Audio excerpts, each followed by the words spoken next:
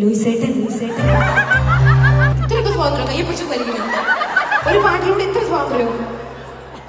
ചേട്ടൻ ചേട്ടൻ ഞാൻ സ്ഥിരം ചെയ്യുന്ന പരിപാടി. എന്നാലും ചേട്ടനെ കാണുമ്പോൾ എങ്ങനെ അടുത്തൊന്ന് നിൽക്കാൻ തോന്നുമ്പോ നമ്മുടെ ഗാനഗന്ധർവിന് വേണ്ടി ഒരു പാട്ട് പാടാണ്ട് ഇങ്ങനെ പോണേ വേണ്ടേ? ചേട്ടൻ ഇവിടെ നിന്നതാ.